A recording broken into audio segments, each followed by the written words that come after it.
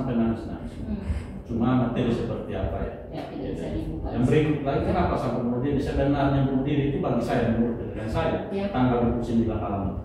Dia akan mau bunuh diri? Siap. Kenapa? Kenapa? Waktu itu ketika tanggal 27-28 pulang, kan dia jemput korban ini tanggal 27 malam. 28-29 sore baru pulang. Oh, dia 29. 29 sore baru pulang. Pulang ini dengan istri itu yang mahal dia. Oh, yang sempat terjadi rekor. Nah, kalau lihat itu dari pulang saat sudah mencari beta dari tempat yang jauh. Kedatangan tempat yang jauh akan mengarah itu kalau dia tidak kontak terus, saya yakin itu.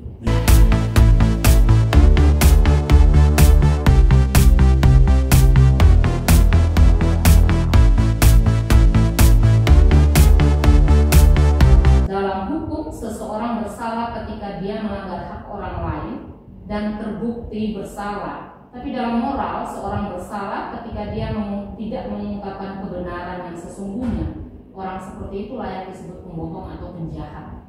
Dan dalam proses hukum, penasihat hukum diharapkan bisa mendampingi pelaku, tersangka, terdakwa, atau terpidana untuk bisa memastikan hak-hak mereka bisa terpenuhi. Dan lebih dari itu, agar keadilan dan kebenaran hukum pun bisa tercipta. Apakah tersangka Randi Bajide, laki-laki yang menyerahkan diri kepada polisi awal Desember 2021 lalu dan mengaku sebagai orang yang bertanggung jawab atas kematian Astrid dan Lael, sudah mengungkapkan kebenaran dalam kasus kematian ibu dan anak ini kepada pengacaranya? Hari ini Kamis 30 Desember 2021, ngobrol asik Pos Kupang Tribun Network bersama saya Novemi Leoneva telah hadir bersama tim pengacara atau penasihat hukum dari tersangka Randi Bajide untuk membahas tentang proses hukum kasus kematian Astrid dan Lael dengan tema buka suara. Tim penasihat hukum dari tersangka Randi Bajide ini terdiri dari Kakak Yance Tobias Mesa, Sarjana Hukum selaku ketua. Selamat sore Kakak Yance. Selamat sore. Bisa menyapa Tribuners dulu. Selamat sore Tribuners. Ya, dan anggota dari tim penasihat hukum tersangka Randi Bajide juga satu, yaitu Kakak Amos Lafu, Sarjana Hukum Master Hukum. Selamat sore Kak Amos. Sore Kak Novel, selamat sore Tribuners. Iya. Apa kabar Kakak Yance dan sehat? Jitlanya sehat ya. Ini kasus yang lagi polemik dan lagi menarik perhatian publik nih, Kak Yance dan Kakak Amos. Bagaimana ini menangani kasus ini? Kalau saya selaku tim hukum atau sebagai kuasa hukum daripada pelaku, sebenarnya kasus biasa-biasa, cuma yang dibesarkan oleh media atau oleh netizen. Kalau pada prinsipnya itu kasus ini sudah diakui oleh pelaku bahwa dia adalah pelakunya. Apakah benar pelakunya tinggal kita tidak sidang? Nah, pada prinsipnya bahwa seseorang itu sebelum dijatuhi hukuman tetap kita menjunjung hak hukumnya, yaitu kita sebagai pengacara kita mendampingi hak hukumnya, bukan membenarkan perbuatannya. Mendampingi hak hukumnya ya, kita bisa berjalan dengan baik. Karena hukuman di atas 5 tahun tanpa didampingi oleh penasihat hukum, maka proses itu tidak berjalan. Polisi tidak bisa lakukan hal itu kalau tanpa didampingi hukum. Kasus contohnya saja Tinus Perko, benar tidak dia bersalah tapi didampingi tidak. Contoh ini kemarin baru kasus itu. Pak Yance Tobias Sarjana Hukum dan Partners ya panggilnya. Ini cerita tentang tersangka Randi ini ditunjuk oleh negara sebagai penasihat atau malah langsung diminta oleh yang bersangkutan? Kalau menyangkut dengan kami dari tim hukum, itu diminta oleh orang tua. Diminta oleh orang tua. Iya, diminta oleh orang tua. Karena awalnya itu beliau waktu itu masih kapasitas sebagai saksi. Itu sudah datang konsultasi. Oh, jadi sudah konsultasi. Konsultasi, cuma waktu itu saya tidak yakini. Itu berapa lama sebelum itu kayaknya 2 minggu sebelum menyerahkan diri. Dia sudah langsung ke kantor saya sama orang tua. Apa yang dikatakan? Datang konsultasi biasa. Tapi waktu itu saya minta kuasa untuk tanda kuasa untuk ketika ada panggilan polisi itu didampingi. Kayaknya sudah tahu ini kasusnya apa? Saya tahu ketika datang kan menjelaskan masalah apa sebenarnya. Berarti baru tahu di situ ya ketika Jadi gini, ceritanya ketika dia datang konsultasi, saya tanya kasus apa, dia perkenalkan diri dulu lagi. Terus saya kan namanya persoalan itu lagi viral. Ya. Oh, kasus kematian itu ibu dan anak dia. Saya masih tanya, ini menyangkut dengan nyawa manusia. Saya juga tidak bisa serta-merta menandatangani kuasa tersebut. Jadi konsultasi biasa tanya-tanya. Sampai dia pulang dia bilang dia orang tua. Jadi waktu tadi sudah tanda tangan kuasa. Tidak tanda tangan kuasa.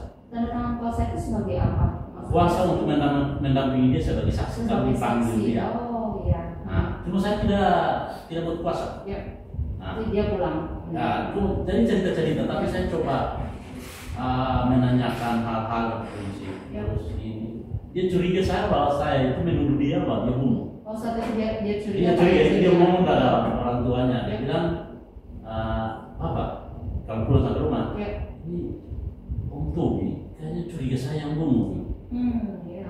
Tapi di Bapak bilang itu terserah, namanya orang pengacara. Pasti ditanyakan sesuatu itu pasti ada dasar-dasarnya. Terserah lu orang tuanya. Hari kedua selang 1 minggu kembali lagi tetap hal yang sama, dia tetap ngomong sama Bapak. Kenapa Bapak juga sudah curiga ketika saya tanya Bapak. Cuma Bapaknya takut bunuh diri dia. Jadi beri dia kebebasannya sudah apa yang dia mau ngomong.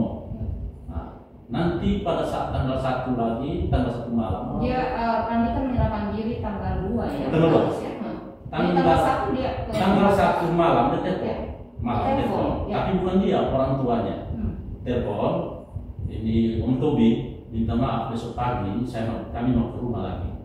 Saya curiga nih, pagi-pagi ke rumah ini dalam rangka apa? Tapi saya curiga pasti ini sesuatu kurang beres. Dia sampai di rumah, paginya sudah sampai. Dia langsung ngomong peristiwa yang dia lakukan, perbuatan dia lakukan. Saya tidak bisa menjelaskan secara detail.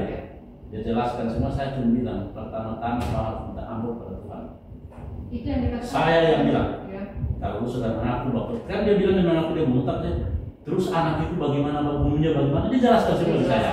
Saya bilang pertama-tama harus saudara Randi minta ampun pada Tuhan. Tidak ada manusia bisa menyelamatkan saudara, tapi dia bisa menyelamatkan pada Tuhan. Kalau kita manusia tidak urus, tapi ingat Tuhan saja. Dan saat itu baru ditandatangani kuasa. Belum juga, saya takut. Dan setelah saya bilang di orang tua ke Polda untuk menyerahkan diri. Tapi waktu itu saya belum pastikan tentang kuasa. Jadi yang proses mereka mau menyerahkan diri, apakah atas sarannya Kayanci atau karena mereka sudah mau menyerahkan? Saran saya juga. Saya tidak tahu apakah saran keluarga, tapi saya sarankan menyerahkan diri. Besoknya itu ya? Tidak. Hari itu datang. Setelah tanggal 1 malam telepon, terus besok paginya datang, terus dia setelah ngomong, saya minta serahkan diri. Dan mereka serahkan diri. Tapi itu pun saya tidak tanda kuasa. Jangan 7 malam saya pastikan dia mengaku bahwa saya tanda kuasa. Saat pagi dan malam ketika mau proses tanda tangan kuasa, ada gejolak pada Kayanci? Tidak ada. Saya tanda tangan nggak? Mana gejolak itu? Ya. Saya takutnya dia tidak mengaku lagi. Jadi saya tidak mau karena nyawa manusia. Dan apa yang membuat Kayanci akhirnya menandatangani pada malam? Saya cross check ke keluarganya bahwa dia sudah mengaku. Istri saya bilang tidak boleh. Tapi ingat orang sudah mengaku perbuatannya. Kedua kita harus bela kepentingan hukumnya. Bukan berarti membenarkan perbuatannya. Membela kepentingan hukum. Ya. Seperti apa itu? Kepentingan hukum dia hak dia sebagai tersangka. Itu kan kita harus ini supaya dalam proses juga tidak melanggar hak. Ya. Menurut bukan saya, berarti membenarkan perbuatannya ya, atau mungkin membuat semacam skenario sehingga dia bisa bebas. Kalau orang-orang yang ngotot bahwa itu satu skenario, itu orang-orang tidak paham. Kalau lihat ada skenario berarti dalam proses penyidikan pasti benar. Ingat, kita boleh menipu kebenaran tapi tidak bisa menipu polisi, jaksa dan hakim. Tidak bisa menipu Tuhan ya? Tidak bisa, terutama menipu Tuhan, tidak bisa. Kayanci, kan tadi Kayanci bilang sudah mencurigai dia ketika dia datang 2 minggu ya sebelum dia serahkan diri. Apa yang membuat Kayanci curiga? Pertama, saya tanya, saudara punya Facebook? Ya. Saya lihat, saudara sering main Facebook? Dia bilang tidak. Ya. tidak juga hanya biasa-biasa. Saya curiga manusia milenial sekarang, orang milenial sekarang sudah berteman gitu. Nah, itu saya curiga pertama dari situ. Karena kenapa saya tanya tentang Facebook dan ya, kenapa? Pasti percakapan apapun pasti ada dalam situ. Oh ya. Saya lihat dari situ. Karena orang yang sesuai dengan berita berkembang kan orang dekat salah satu dia. Iya. Salah satu dia. Kak Yang C. Setelah itu, ketika mendampingi proses Randi dengan sekarang sudah tahap rekonstruksi ya, kapan terakhir nih ketemu dia? Kalau ketemu itu pada saat rekor kemarin juga ada teman tapi saya tidak.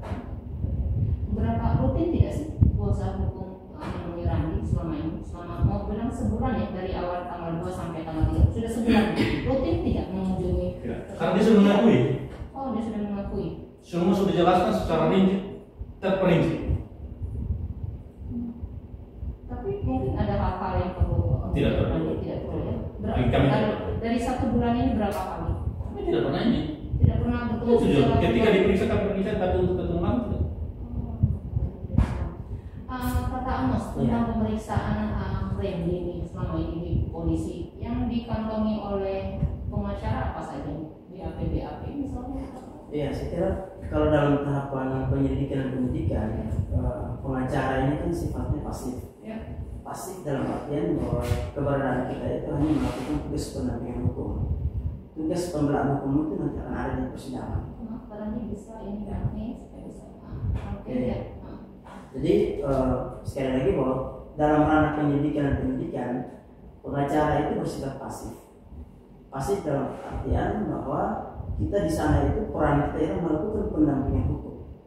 Sementara tugas yang lebih berat yaitu pembelaan hukum itu ranahnya di persidangan pengadilan.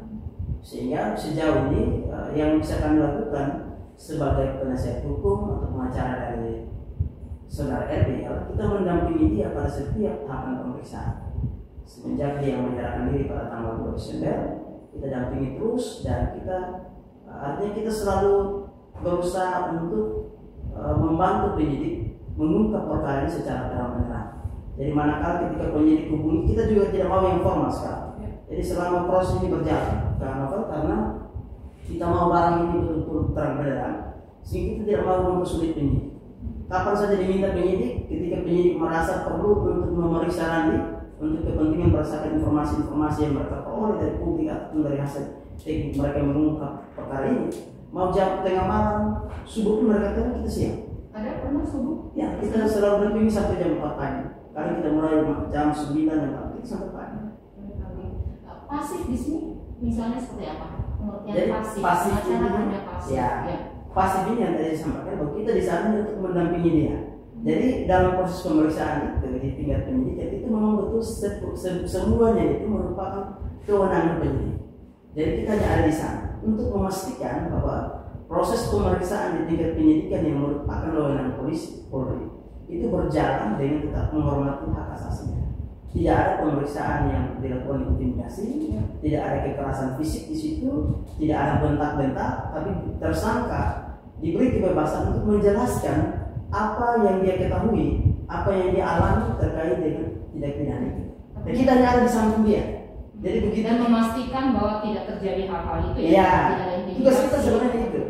Dalam proses termasuk tidak ada seperti ini kan netizen ya, maksudnya tidak ada juga permainan dan sebagainya. Tidak ada.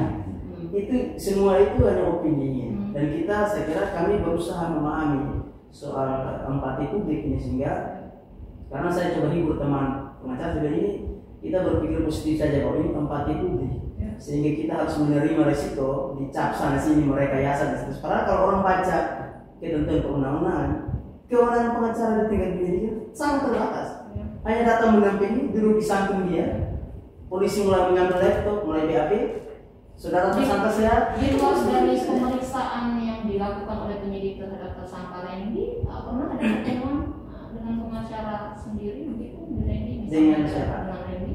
Oh tidak, sejauh ini tidak. Jadi Kita hanya ada seperti hanya pada saat pemeriksaan. Seperti yang Pak Ketua tadi bilang, karena kita juga biasanya kalau dalam praktek kita rutin bertemu dia manakala ada fakta-fakta yang memang belum terang-benderang. Tapi khusus perkara ini seperti yang tadi Pak Ketua sampaikan bahwa dia sudah menyampaikan semua secara terang-terangan bahwa memang sebagai manusia kita pasti bertanya ini benar tidak ini ya. Kan begitu, itu biasa lah secara normal. Tapi bahwa ranahnya untuk menguji itu memang belum saatnya sekarang. Ranah itu akan ada di persidangan. Soal apakah keterangan atau pengakuan beliau ini benar tidak, apakah memang benar dia sendiri atau masih ada pelaku lain, kita tidak bisa memastikan sekarang. Ranah itu akan ada di persidangan. Dan karena itu dan di situ peran kita. Dan kita pastikan sekali lagi untuk para netizen semua, para Tribunas, kami perlu tegaskan sebagai pengacara Randy, kita sama sekali tidak punya kepentingan untuk merekayasa kasus ini. Sekali lagi tadi Pak Ketua sampaikan bahwa ini soal persoalan nyawa. Jadi kita juga tidak mau main. Kasus ini kita ingin terang benderang, publik bisa mengakses dan dia semua secara terang benderang. Kalian cek terang benderang selama ini artinya rekonstruksi sudah terjadi. Dan apakah memang berarti Randy sudah mengungkapkan terang benderang itu? Tapi sebelum jawab, saya mau ngobrol dengan Tribuners. Tribuners, Anda bisa berpartisipasi dalam kegiatan ini dengan pertanyaan, pernyataan, dan saran usul termasuk kritik itu. Bagaimana Pak Yanci? Terang benderang. Kalau terang benderang yang saya maksud itu kan apa yang disampaikan tadi disesuaikan dengan bukti yang dimiliki oleh penyidik, bukan dimiliki oleh pihak luar. Karena ingat bahwa proses ini adalah pro justisia, bukan pro kontra atau provokasi. Karena yang dimenangkan menurut hukum adalah pro justisia demi hukum, bukan demi siapa punya ini tidak ada. Terang benderang sesuai yang harus bukti tadi dan juga dengan bukti yang ada. Ingat bahwa ketika Randy melakukan pengakuan itu, kalau tidak sesuai dengan bukti pasti polisi punya cara lain. Kebohongan orang akan terungkap ketika diperiksa. Kenapa? Kami sendiri tidak pernah ketika diperiksa dikasih surat atau informasi mau diperiksa, kami sendiri tidak pernah ketemu dan dia beliau kan di sel ini tidak pernah. Tapi yang penting dipanggil. Secara hukum itu juga diatur seperti itu. Pak Yanci, maksudnya pengacara tidak boleh bertemu Randy di luar pemeriksaan. Wajib ketemu klien itu. Kapan saja pada saat jam kerja itu. Hanya di sini kami tegaskan bahwa dia sudah mengakui perbuatan apa yang kamu bahas. Tidak ke sana. Ya. Sehingga kakak mereka tidak ke sana lagi hanya pada saat dulu ketika pada saat diperiksa ya. Nah, dia pun ketika diperiksa dia pun mengaku jujur-jujur. Polisi tidak ada kesulitan sama sekali ketika dia tidak berbelit-belit sama sekali. Apa yang ditanyakan? Karena pertanyaan penyidik ini pasti pertanyaan berhubungan dengan pemeriksaan saksi-saksi, pertanyaan kepada yang bersangkutan. GPS, postingan-postingan apa, WA segala macam. Itu yang ditanyakan, tapi itu kan menyangkut dengan materi persidangan. Kami tidak bisa membuka hal itu. Nah, kalau ada orang-orang di luar sana berbicara konteks tentang harus dibuka, ini mungkin orang tidak benar di sidang. Hukum acara pidana itu bukan seperti itu. Kalian tadi kan kalian juga mengatakan bahwa keluarga juga awalnya khawatir ya, ketika dalam proses sebelum dia mengaku itu mungkin dia juga tertekan dan sebagainya. Mungkin tadi kalian bilang mungkin keluarga takut dia malah bunuh diri ya. Kalau kalian melihat dalam proses ini, apakah Randy juga butuh kayak pendampingan psikolog itu? Diperiksa psikolog juga diperiksa. Ada? Diperiksa ya? Diperiksa. Sehat-sehat saja? Sehat. Sehat ya? Dia ungkapkan sampai nangis-nangis. Cuma materi seperti apa ya? Ya tidak bisa dibuka. Yang berikut lagi kenapa sampai bunuh diri? Sebenarnya bunuh diri itu bagi saya menurut dengan saya tanggal 29 malam itu. Dia akan mau bunuh diri? Siap. Kenapa? Kenapa? Waktu itu ketika tanggal 27-28 pulang, kan dia jemput korban itu tanggal 27 malam. 28-29 sore baru pulang. Oh dia 29. 29 sore baru pulang. Pulang itu istri itu yang marah dia. Oh yang sempat terjadi rekor. Nah kalau lihat itu, menurut dia pergi selfie dengan korban itu. Nah tapi dia bilang dengan tuh segala macam. Udah masuk ini tapi tetap dia tidak nyaman soalnya mayat ini ada di BPK. Ya di mobil ya. Ya, nah sudah lari-lari dari sore itu menyendiri di Namusai. Sampai malam dia punya istri WA tidak terbaca, nanti malam baru buka. Dan memang dia di situ dia matikan handphone. Jadi dia buka dulu, ada masuk baru bisa telepon. Di mana pulang sudah beta sama dulu lagi.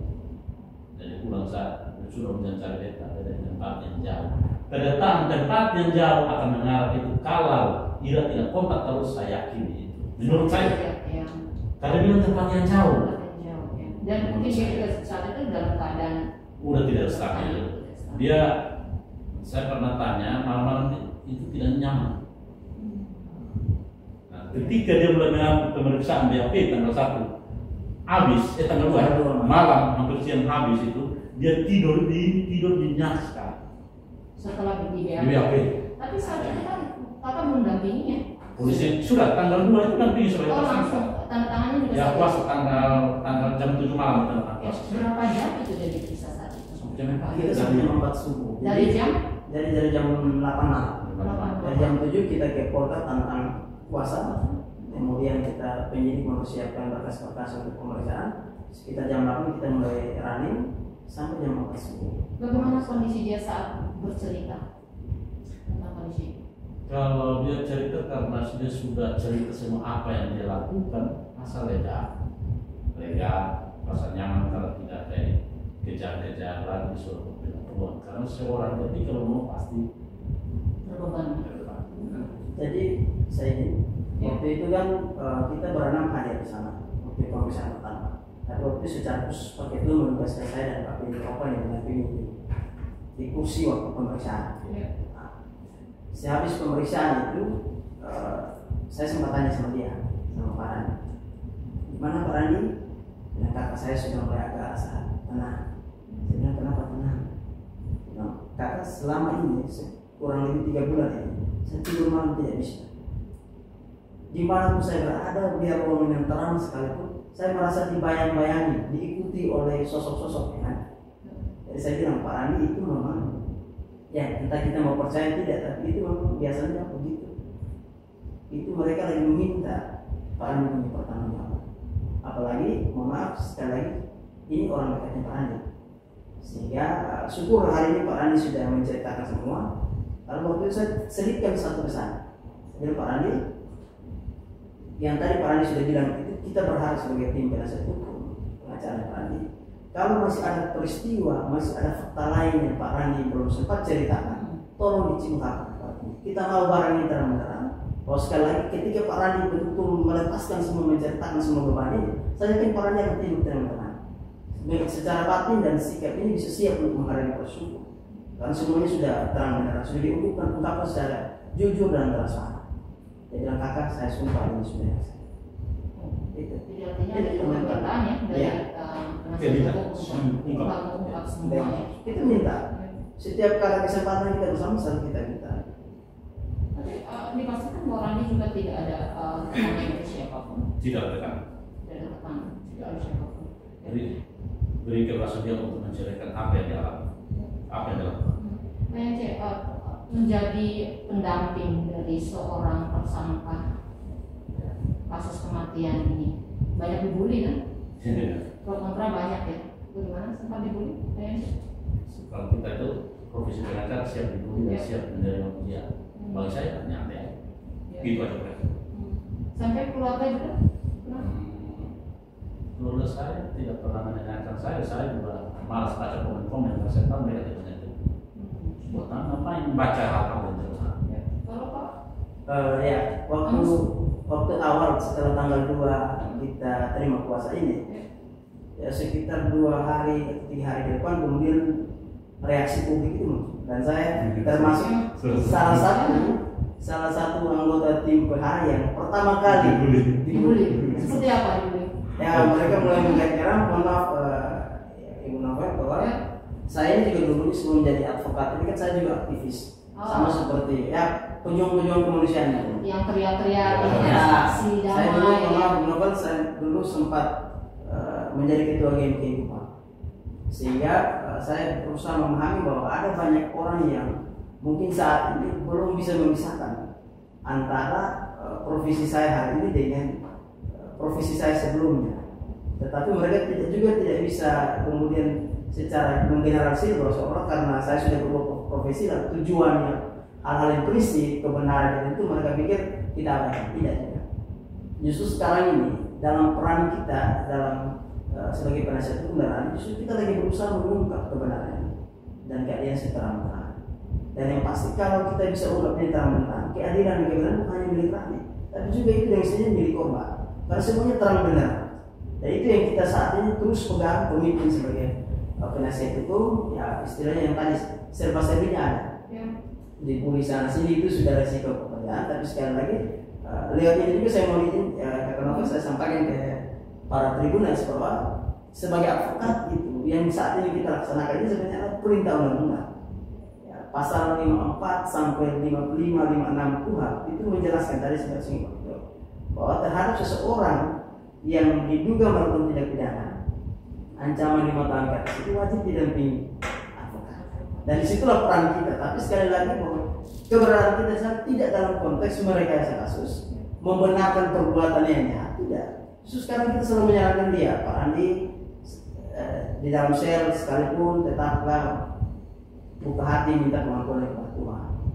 Kenapa? Karena itu yang paling penting supaya kalau pengampunan itu ada, Pak Andi bisa dengan sendirinya, dengan bebas tanpa beban bisa mengikuti proses. Dan ketika yang Kak Amos tadi mengatakan ya bahwa peran pengacara akan maksimal ketika di ruang persidangan nanti ya, dan di situ baru akan terungkap. Apakah juga bisa nanti di sana juga terungkap ada tersangka lain? Iya, jadi soal nanti di fakta persidangan akan ada banyak sekali kemungkinan gitu. Bisa juga ada kemungkinan tersangka baru seperti kakak bilang. Bisa juga ada kemungkinan ada bukti-bukti yang ada ternyata tidak relevan dengan tindak pidana yang ada. Segala sesuatu bisa terbuka di situ karena segala rangkaian proses penyidikan penuntutan ini endingnya akan diuji di proses persidangan. Benar tidaknya. Dan segala kemungkinan juga terjadi di sana. Makanya kenapa? Karena dan tribunas kita memilih untuk tidak mau berkomentar saat ini sebagai penasihat. Kenapa? Karena misalkan banyak opini muncul. Pertama sekali kita dampingi Pak Andi, opini yang muncul adalah Pak Andi tidak tahu bahwa tidak mungkin dia pelaku sendiri. Karena ternyata apa? Bukti yang dimiliki penyidik, fakta hukum yang ada, Pak Andi ini bisa bawa mobil. Lalu untuk mendukung bahwa dia bisa bawa mobil itu apa faktanya? Dia terdaftar sebagai supir Grab, memiliki lisensi SIM. Bagaimana? Nah, itu yang memang opini ini kan banyak ke sana kemari. Tapi kami berharap sebagai penasihat hukum kami akan ada pada ranah-ranah materi hukum dan seterusnya. Kami tidak mau menanggapi yang opini ini karena kita yang namanya juga banyak manusia, banyak kepala, banyak pemikiran, empati yang ada sehingga poin kami akan tunggu di persidangan. Di dalam proses penyidikan penuntutan ini kewenangan sepenuhnya ada pada penyidik. Kalaupun ada yang merasa tidak puas, silakan mengambil langkah bertemu penyidik. Makanya kami selalu sarankan bahwa kalau misalkan hari ini ada banyak opini bilang alat bukti ini kurang, ada pelaku 3, ada pelaku 5, ada usuk, ada balas, terus kan banyak opini di media kalau kita baca. Sebagai penasihat hukum kita santai-santai aja, silakan barang-barang itu netizen atau tribunas yang punya data itu silakan berkoordinasi dengan penyidik. Kenapa? Karena memang di ruang penyidikan ini kami tidak punya kewenangan sama sekali, terbatas kita ini. Kita sepenuhnya percaya kepada penyidik, silakan memproses. Nanti kami akan uji. Kewenangan itu memang ada penyidik ya untuk menguji apakah itu benar atau tidak barang-barang yang dikatakan adalah barang bukti atau bukti itu ya. Nanti apa yang diproses oleh penyidik itu akan kami uji di persidangan. Kami akan lihat benar tidak usuk itu dipakai oleh klien kami penyidik dan seterusnya itu gitu. Tapi kalau sekarang belum bisa kita apakan. Kayanci mengatakan juga tadi di awal bahwa tersangka Randy yang awalnya mau datang untuk meminta pendampingan sebagai saksi ya untuk didampingi sudah menceritakan semuanya kepada Kayanci ya tentang peristiwa yang terjadi ketika itu. Dia ketika minta saya untuk mendampingi kalau panggilan lagi mendampingi dia itu hanya mendampingi dia. Dia hanya menyatakan juga bukan dia. Bukan dia. Hanya ketika yang tanggal 2 yang sebelum mau datang dia mengaku. Ketika keterangannya dalam pengakuan tanggal 2 pagi ya sebelum serahkan diri, apakah sesuai dengan keterangannya di polisi? Sesuai semua. Apa ada tambahan atau ada yang dia ngaku itu kan hanya secara spesial. Ya. Tapi terperinci ketika dalam BAP kami tahu ternyata dia seperti itu. Ya. Dan dalam rekonstruksi kemarin penyesuaiannya kalau rekonstruksi ada 2 rekor, ada pra dan rekor. Ya. Nah, menurut pemahaman saya selaku ketua tim, saya juga merasa pasti dan saya juga tidak yakini bahwa mana mungkin dia lakukan pembunuhan di dalam mobil sekecil itu. Oh, sempat ada. Saya punya dugaan itu. Penyidik pun ketika diperiksa, dia punya saya yakin bukan. Makanya pra menurut saya, pra itu menurut saya itu penyelesaian apakah nanti pra dengan pra apa rekor, pra dengan rekor itu ternyata tidak ada beda apa. Tapi juga sempat polemik nih kayak yang cek tentang prarekon itu yang dilakukan di tempat terbuka, sementara beberapa pihak mengatakan bahwa ketika pra dilakukan in terrendum jangan dilakukan di publik. Mungkin ada apa hukumnya? Kalau bagi saya itu kan apa rekon pra itu kan menurut kepada peraturan Kapolri kalau tidak salah. Itu kewenangan penyidik. Karena itu dibuat terang tidak pidana itu. Karena dia menyampaikan sesuai dengan bukti, jangan sampai tidak sesuai. Nah itu kesesuaian apa? Lakukan pra atau rekonstruksi itu untuk supaya menyelesaikan kebenaran tidak benar dia yang pelaku atau tidak. Jangan sampai masih ada pelaku lain. Kamu pun tambahkan Iya, tentang jadi- pra itu, pokoknya Iya. harus intern, jangan di tempat terbuka begitu kalau masih Jadi, pra. sebenarnya begini, ini kan opini ini kan banyak. Ya. Ada banyak orang yang justru ketika pra dan rekon kemarin jalan sudah terang benerang, orang bilang, loh itu caranya begitu kayak dihalang-halangi ada yang disebut. Dan ini jadi kita juga bingung sebenarnya. Tapi sebenarnya secara prinsip tadi sempat digariskan oleh Pak Ketua bahwa pra rekon itu kalau memang dalam pengamatan ini kami juga kaget kenapa penyidik kemudian mengambil sikap ada pra dan rekon. Ya. Nah, tapi kemudian ketika kita coba diskusi itu saya bilang ya itu kemungkinan saya itu strategi penyidik Ya. untuk memastikan nih apakah di pra ini dan rekon ini yang dipraktekkan oleh saudara RB ini sama tidak. Bukan karena seperti opini ya, ini Bukan mau seperti menyesuaikan opini. ini mau melatih tersangka Nah, ini opini yang keluar bahwa Ya. ini mau melatih tersangka. Ya. Kak Novel bayangkan, ini adegan yang dipraktekkan itu sekitar 30-an adegan. Saya membayangkan dalam saya sebagai dari teman ini kalau memaaf ini keren, saya bilang kalau memang ada yang masih belum jelas pasti akan terbukti dari rekon. Karena rekon itu kan disuruh mempraktekkan kan. Ada tidak yang berbeda ketika Tidak ada. direkon? Tidak ada. Bahkan itu yang tadi saya sempat bilang, Ya. waktu yang paling unik itu kan kita dalam tim kita bilang ini kalau memang betul bukan dia pasti akan ada yang keselio. Ya. Ada yang keselio. Ini 34 adegan Kak, kalau seperti opini masyarakat bahwa ini ada skenario, 24. ada sutradara di belakang, ya, 24 adegan. ada sutradara di belakang yang Ya. menyetel, Ya. pasti akan ada yang keselio. Di salah satu ini pasti akan ada. Ada? Tidak ada sama sekali. Bahwa Semua ketika- berjalan sesuai dengan. Tapi ada yang diprotes tersangka ini? Tidak ada. Justru ya ada. Hah? Yang ada itu maksudnya waktu di rekon di TKP Penkasi. Yang waktu disuruh mempraktekkan bagaimana waktu adegan penguburan korban. Jadi waktu itu kan oleh polisinya lubangnya di sini kan. Ya. Lubang kita mau makan di sini. Ya.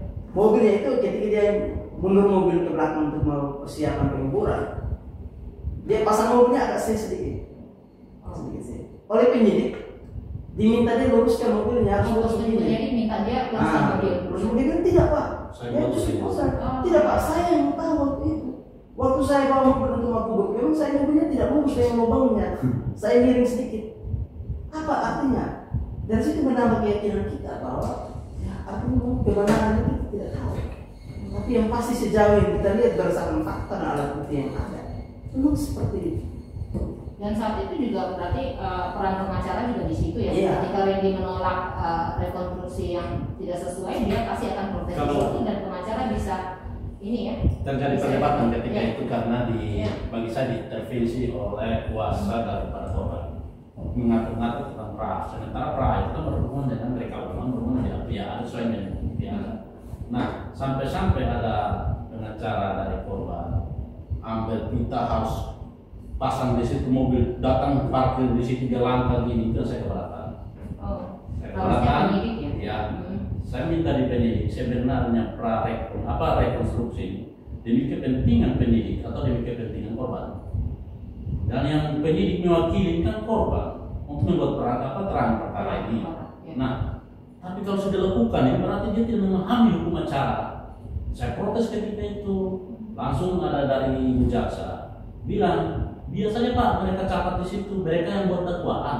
Nah waktu itu saya keberatan, saya minta penyidik kalau masih tetap ikuti dengan cara mereka, saya minta Rani tidak lakukan adegan rekonstruksi, biar diganti oleh penyidik. Cuma penyidik tidak mau, kami tidak akan mengikuti cara mereka, gitu. Jadi waktu itu kami hanya protes ketika itu dengan masalah itu. Pak Yance, peran penasihat hukum juga untuk tersangka kan tidak hanya mendampingi tersangka ketika diperiksa ya, mungkin kan di luar bisa ya, di 1 kali 24 jam bisa mendampingi. Tadi kan saya bilang tersangka Randy juga sudah mengakui ini. Tapi ada tidak kecurigaan bahwa mungkin saja dia berbohong dan sebagainya sehingga perlu pengacara datang menengoknya di luar pemeriksaan itu? Kalau pada saat dia diperiksa psikolog, Ya. itu ditanya itu di mendalam sampai dia nangis, membuat saya tidak kayak gini. Memang cuma tergantung kepada penyidik dan bukti. Kalau Tapi benar pada orang Islam. Tapi sejauh ini Kalau bagi saya, ini dia sendiri. pelaku tunggal. Kalau bagi saya, ketika rekonstruksi, kalau orang memahami betul tentang rekon itu, dia mengamati benar, pasti cuma satu orang. Dan pengamatan juga Pak Yance selama ini 1 bulan mendampingi Randy ini, apakah ini memang seketika dia membunuh atau memang ini ada perencanaan terlebih dahulu? Kalau itu materi, saya tidak masuk sampai itu. Saya tidak mau. Kamu kita lihat dulu ya, ada beberapa pertanyaan dari Leli Buga. Kata wartawan coba tanya kalau pernah kasus ini di saudarinya, apa dia juga anggap kasus biasa? Saya menyatakan biasa ini, proses itu sebenarnya biasa. Kalau netizen yang buat ini berarti proses sudah selesai. Bukan berarti biasa terus membenarkan itu biasa. Jadi coba tanggapi yang benar. Jangan karena dia dimasukkan kotak dengan bahasa-bahasa luar tentang ada bukti baru seperti disampaikan teman. Terus membenarkan bukti, ingat bahwa bukti itu ada hanya cuma di penyidik. Artinya kayak yang saya maksudkan di sini bahwa pembunuhan itu bukan hal biasa. Bukan hal tapi biasa. prosesnya. Prosesnya sebenarnya biasa. Kalau tidak di ini bicarakan sudah lebih besar. Karena berdasarkan bukti-bukti yang dimiliki penyidik dihubungkan dengan keterangan saksi, keterangan pelaku, udah bersesuaian. Apakah masuk perencanaan, masuk 338, 351 itu ranah persidangan, bukan ranah forum. Ada lagi dari Bang Yeri. Ya kalau percakapan ada di situ, nah kerjasama dengan pihak Telkomsel sudah biar bongkar percakapan dari 1 minggu sebelum korban hilang. Mau menjawab Pak Yes? Kalau percakapan sebelum korban hilang, Ya. waktu itu siapa yang melapor? Kan polisi lapor yang hilang kalau ada laporan. 3 bulan hilang saja tidak ada keluar lapor. Kan gitu. Mau membuka berdasarkan pada permintaan penyidik. Siapa yang melapor di situ? Ya. Kamu mau menambahkan soal 340 perencanaan? Saya kira kalau soal unsur-unsur tidak pidana ini kan semua kita sudah banyak, saya kira Poskupon juga, Tribunas juga sudah banyak ahli yang sempat diundang. Saya lihat Dr. Simplicius Asa, ahli di Manafe. Tapi kalau terang beneran bahwa ada unsur-unsur yang perlu diperhatikan di situ. Yang paling spesifik membedakan antara 338 dan 340 itu adalah soal ada jeda waktu untuk orang bisa memutuskan sesuatu. Apakah memilih melakukan atau tidak melakukan. Itu kan sebenarnya unsur yang paling spesifik yang membedakan antara 338 dan 340. Tapi terkait dengan materi kami mohon maaf belum bisa berkomentar. Karena nanti di ranah persidangan kita akan uji semua.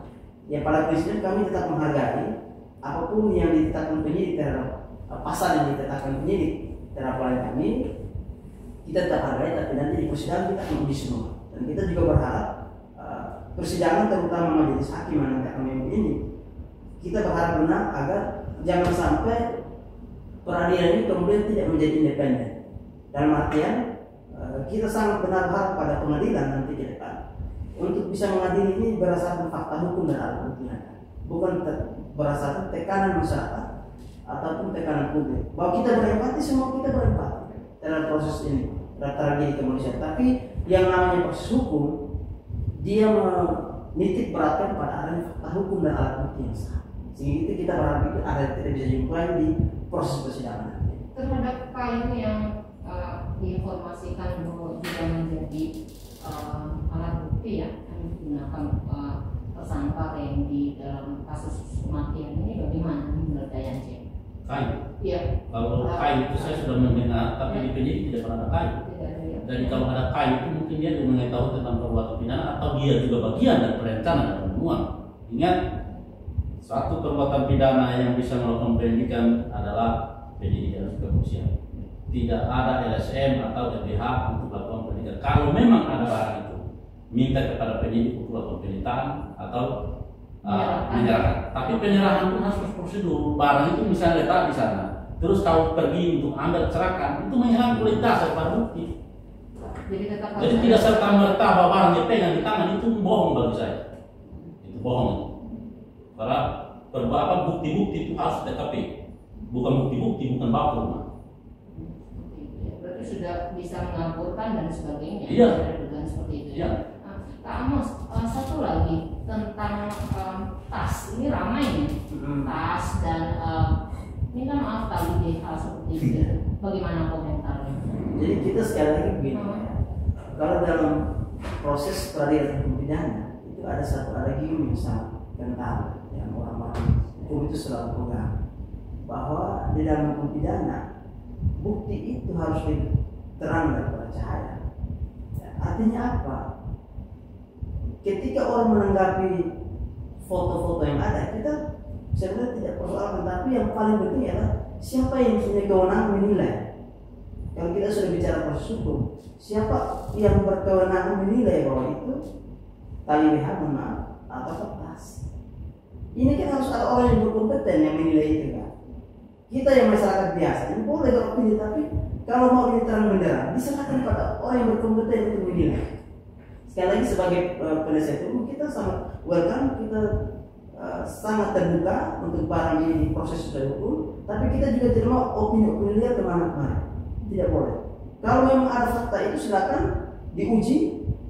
Lembaga diminta penyidik untuk menelusuri lewat ahli yang berkompeten menjelaskan. Karena sebenarnya tanpa itu pun juga berdasarkan hasil otopsi yang ada, kan nanti kita akan uji itu di persidangan sebenarnya.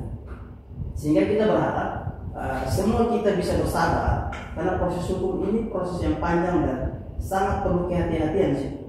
Kenapa? Karena kehati-hatian ini berkaitan dengan hak asasi sih. Sehingga proses hukum pidana selalu dibilang dalam orang-orang hukum bahwa proses pidana itu proses yang paling buruk. Dalam artian dia sering disebut ultimum remedium sebenarnya, upaya terakhir dalam sebuah proses hukum. Karena itu dia menyangkut dengan akan perenggutan kebebasan orang, sehingga perlu kehati-hatian sih. Sehingga sekali lagi kalau soal itu apakah opini itu tas atau enggak, kami tidak mau komentar soal. Tapi kami mempersilahkan semua dan bukan nanti di persidangan, silakan nanti lewat jaksa ahlinya, jaksa akan hadirkan. Jadi kita akan sama-sama uji di situ.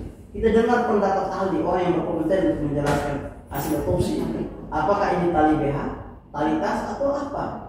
Kan banyak opini kemana-kemana. Sebutlah, ada opini bilang ini jari putus dan seterusnya. Dan kita sendiri itu belum bisa takut berkomentar kan maksudnya. Kenapa? Karena kita berkomentar ini sementara kita tidak punya kewenangan untuk menilai barang itu. Apakah jari putus ini karena jasadnya mengurai ataukah karena akibat kekerasan? Pun demikian yang hasil otopsi sempat beredar di opini. Kekerasan benda tubuh.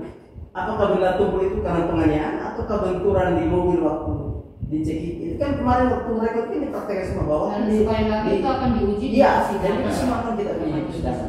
Makanya mohon maaf sebagai penasihat hukum tersangka, kita mohon maaf untuk semua tribun dan hukum hari ini kita tidak bisa membuka semua materi. Tapi yang kita ingin adalah ada pencerahan hukum bagi masyarakat. Yang kedua, mari kita bersabar untuk menantikan proses hukum terang-benderang. Dan rekonstruksi juga berkesesuaian ya dengan BAP dari Randy ya. Semua sesuai apa yang dikatakan, karena dalam BAP yang termuat itu kan BAP tersangka itu pasti sudah meramu dari semua saksi, semua bukti baru ditanyakan. Karena penilaian kita itu bahwa barang ini ada tidak ada itu ketika penyidik menanyakan Randy, karena pertanyaan itu belum tidak mungkin keluar. Rifani Gabriel, bukannya pengacara itu mendampingi klien, kenapa tidak pernah ketemu klien pada saat dia di sel? Kasus biasa berarti menghilangkan 2 nyawa sekaligus itu adalah kasus biasa ya Pak pengacara? Mungkin saya jawab ulang. Tadi saya sudah bilang, kan saya bilang biasa itu prosesnya sebenarnya proses biasa. Menghilangkan nyawa itu luar biasa. Nah, tadi saya sudah bilang dan juga bilang dia harusnya kan mendampingi dia dengan atau kami. Ini kan kampung kewenangan juga mau bertemu jadi urusan kami. Tapi dirasa cukup ya, tidak perlu bertemu di luar pemeriksaan. Dia sudah mengakui sudah jelas-jelas apa yang dibicarakan di situ, mau nipu orang. Ini dari Nyong bilang black sweat, istri WA. Terus kenapa tadi Bapak dengan penuh percaya diri bilang kalau dia tidak pakai FB dan WA? Pak, ngomongnya ngawur sekali. Dia lebih ngawur. Saya jelaskan ketika dia datang ke saya mencoba mencari tahu benar tidak dia. Saya tanyakan kepada tersangka, bukan kepada istrinya atau siapa. Jadi dia lebih ngawur ketika mendengarnya, dia tidak berarti ngawur dia. Ina Mas Neno, 2 nyawa dibunuh dengan cara tidak manusiawi loh Pak. Gimana sih Pak? Itu biasa-biasa. Coba kalau anak perempuannya Bapak atau keponakan atau keluarga dekat, apakah Bapak pengacara masih bilang biasa-biasa saja sih? Sudah dijawab. Ya. Oke. Kasus ini malah lebih sadis daripada kasus Sugeng dan kasus Angelina. Bagaimana tentang sadis kita ya nanti? Kalau berbicara sadis berarti itu mulai dari perbuatan. Ya. Apa yang memulai sehingga terjadi barang itu? Mereka tahu komunikasi bagaimana sebenarnya terjadi pembunuhan, tapi tetap tidak bisa dibenarkan pembunuhan itu. Itu saja. Kedua, menyangkut dengan masalah kami sebagai pengacara tentang masalah nyawa. Ingat, saya anak saya meninggal. Saya mengalami peristiwa iman saya. Peristiwa iman ketika saya disumpah anak saya meninggal itu di Rote.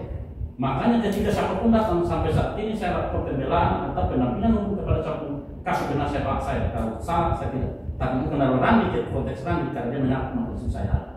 Kalau dia tidak mampu saya tidak mampu. Tapi artinya bisa dipastikan ya bahwa tim pengacara ini hanya memang akan mendampingi untuk hak-hak tersangka bisa berjalan dengan baik, tidak ada nikun-nikun, kerjasama dan sebagainya. Orang mengaku neko apa yang dia orang harus mengaku perbuatan. Kalau perbuatan itu berbohong itu kecuali ada orang lain yang melakukan terus dia lakukan pengakuan dia menyelamatkan orang yang kamu di situ, titiknya di situ. Tapi persoalannya bukti yang dikumpulkan penyidik semua bersesuaian.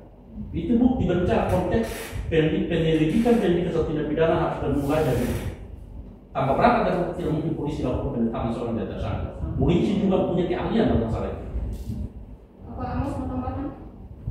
Iya, jadi saya kira proses penyidikan itu kan melewati tahapan. Kalau sesuai perkapren tentang manajemen penyidikan itu kan tahapan sangat ketat. Nanti mungkin para tribunal juga bisa membaca tahapan untuk mulai dari menggali saksi, melakukan klarifikasi keterangan sampai dengan menetapkan seseorang jadi tersangka itu tidak main-main. Ya. Itu proses sangat ketat dan memang yang tadi Simon Pak itu harus berdasarkan 2 alat bukti minimum. Nah ini yang kita berharap bahwa sekalipun memang kita beropini, tapi semua itu harus dibingkai dalam sebuah ranah hukum, prosedur hukum yang berlaku. Itu yang tadi saya kira. Kalau misalnya kita masih punya kecurigaan, kekhawatiran, informasi data yang lain, silakan mau dibawa ke penyidik, dibawa ke penyidik, dikoordinasikan. Pak penyidik, ini saya punya informasi, ini ada 3 orang ini saya curiga nih Pak polisi. Pak ini ada 5 orang saya juga nih Pak polisi. Usut ini Pak polisi saya juga ini dipakai nih. Bawa, kan semua orang dalam hukum itu diatur. Semua orang yang mengetahui sebuah peristiwa pidana berkewajiban untuk menceritakan atau menyampaikan informasi kepada pihak berwenang. Bukan berdebat di medsos, itu bukan tempatnya Kak. Ini juga sekaligus pencerahan hukum para tribunal. Dari Yebelita, ya memang dia yang pukul, makanya dia sangat tahu bagaimana cara dia parkir mobil. Lalu kepala korban retak itu asalnya dari mana? Terus hasil otopsinya bagaimana? Randi awal datang ngakunya bukan dia kok tiba-tiba dia jadi tersangka tunggal terkait saja itu kan pendapat dia. Ya. Tapi kalau dia pada posisi pengacara dia seorang dia juga seorang pengacara dalam pertanyaan pasti paham dengan proses. Tapi karena dia bukan seorang sarjana hukum dan tidak mengerti proses hukum seperti apa, maka dia bertanya seperti itu. Jawabannya. Ya kalau saya sih kamu belum banyak punya pengalaman mendampingi kasus pembunuhan. Paling tidak baru 4 kasus pembunuhan yang saya tangani. Satu di Rote itu yang mirip begini, itu kasus penembakan di desa di Oibena. Motifnya juga cinta segitiga.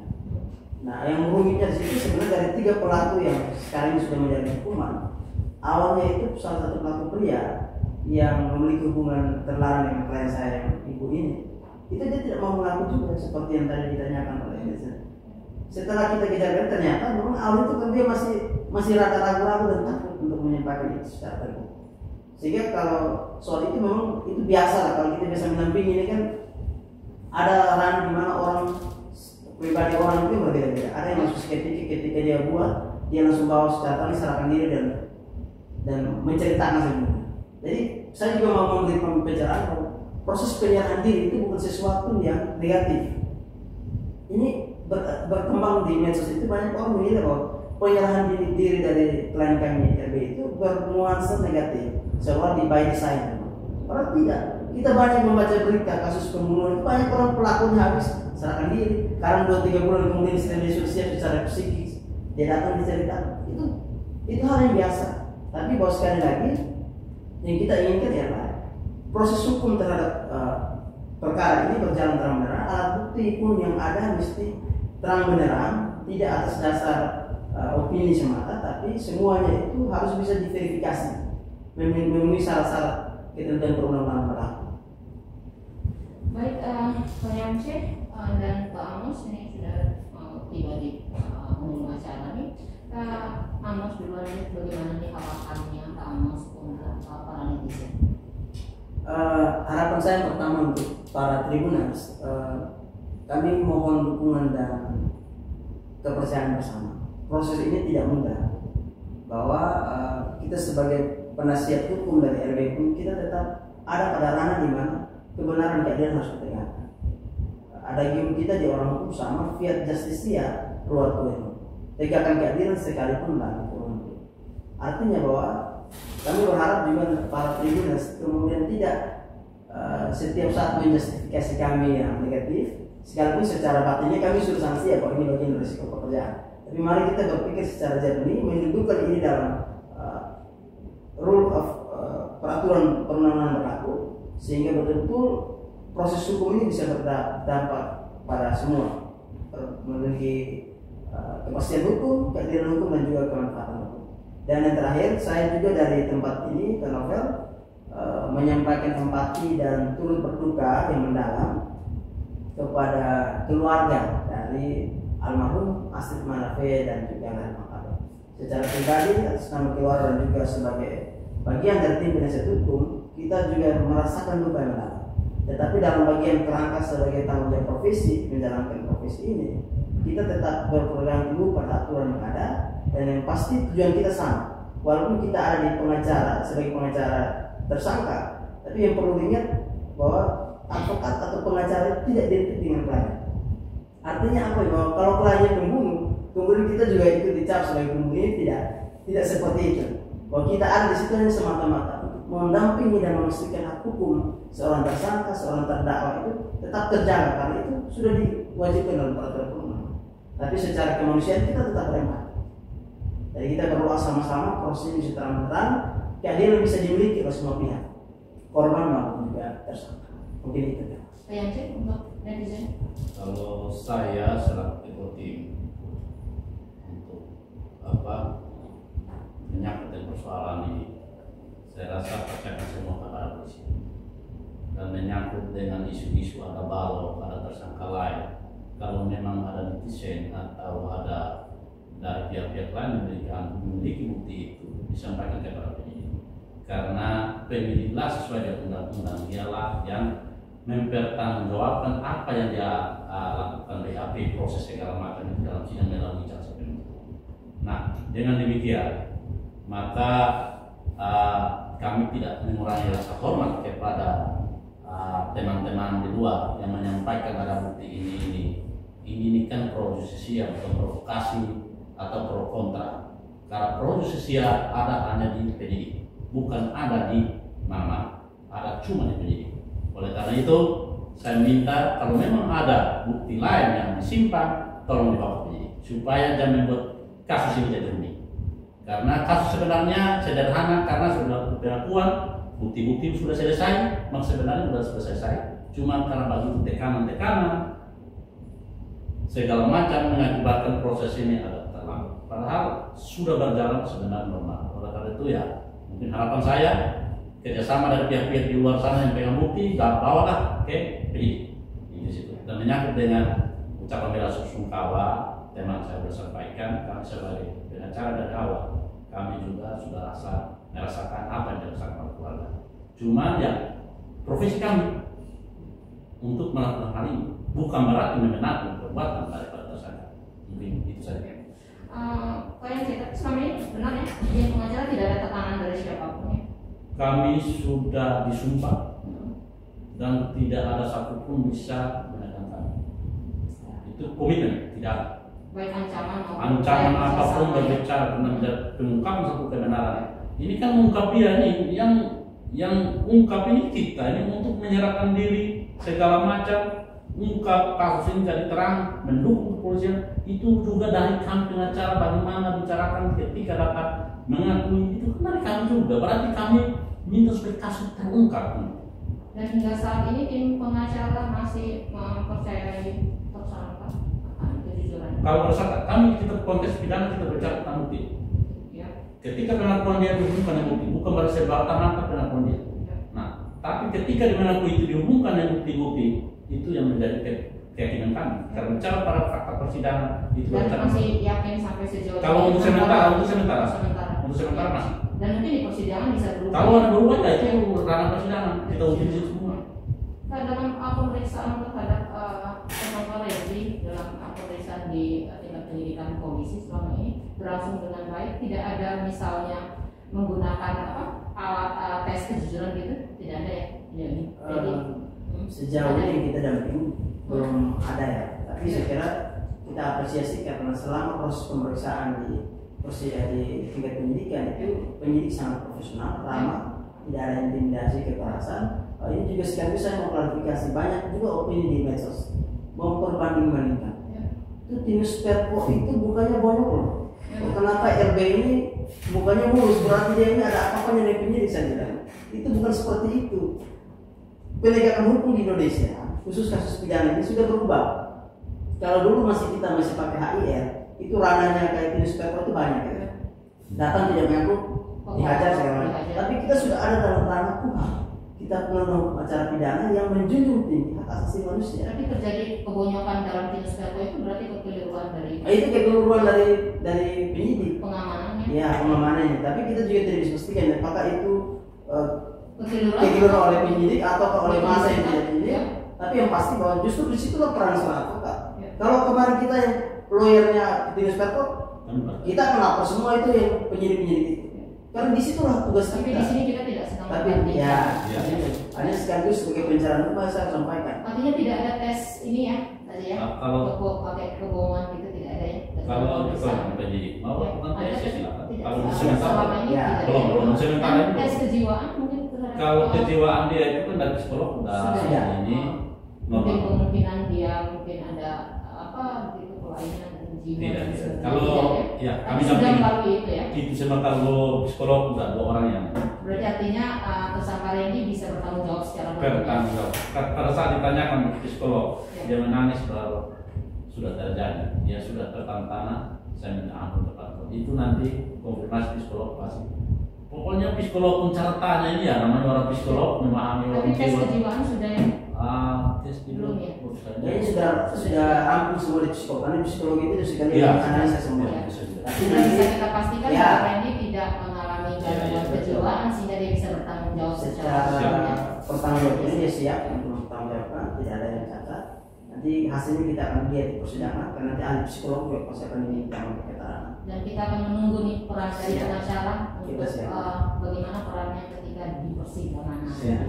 Karena semua materi kan nanti akan di persidangan. Si persidangan ya semua itu harus pada sidang. Iya. Tidak mungkin dibawa keluar seperti yang saya meminta harus chattingan di WA itu harus publikasikan harus saja. Dan dari itu situ horor juga hukumnya. nanti akan terbukti ya.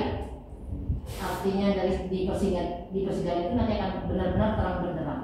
Harus Apakah terang. ini hanya Semua orang dibuka. tunggal atau ada orang Ya. lain atau menghabisi dengan Jadi- cara apapun di persidangan itu ya. Jadi Kak, nanti kita juga sebagai pencerahan hukum, nanti di persidangan itu manakala hakim itu punya kewenangan kalau menurut, manakala dalam proses itu dia melihat bahwa ada orang lain yang terlibat, dia bisa memerintahkan jaksa untuk segera menuntut atau mengadili orang yang diduga. Dari Karena itu saksi bisa A, B. bilang kita bersabar karena proses hukum ini sementara ini. Artinya tidak akan ada yang tersembunyi Tidak lagi di akan ada persidangan. tersembunyi. Termasuk Sidang jika itu juga. mungkin tersangka yang berbohong saat proses penyidikan dan sebagainya juga pasti akan terkuak. terkuak ya. Ya. Kalau tidak dia jujur juga pasti akan terkuak. Iya, Ya. semua. Dan itu ada konsekuensi. Memang kalau dalam KUHP itu tersangka itu punya hak untuk pertama hak untuk berbohong ada, hak untuk diam, Iya. hak untuk memberikan keterangan tidak merugikan kepentingan sendiri. Tapi nanti di persidangan itu akan diuji semua oleh majelis. Nah itu akan ada konsekuensinya. Makanya kemarin juga Kak, berapa kali kita sudah ingatkan sama Pak Randi, ingat segala konsekuensi dari keterangan Pak Randi itu akan diuji di persidangan. Ketika hakim dalam segala otoritas yang dikomentari kalau menilai bahwa keterangan Pak Randi ini tidak jujur, berbelit-belit, itu jadi pertimbangan hakim untuk memberatkan. Tapi kalau hakim menilai bahwa ini dia jujur, dia sopan santun, memang faktanya seperti ini, pasti itu juga akan jadi pertimbangan mereka. Jadi kita akan lihat bersama-sama di persidangan.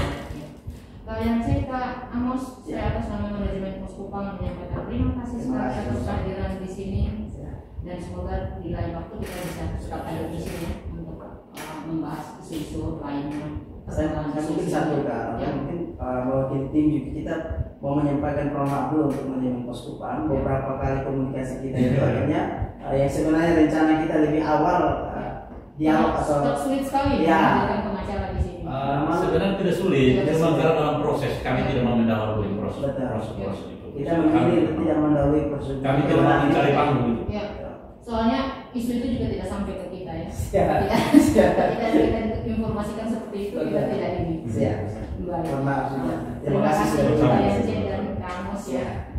Baik, Tribuners, bantuan hukum merupakan bagian dari proses hukum dan adanya bantuan hukum merupakan syarat pokok bagi terselenggarakan peradilan yang baik.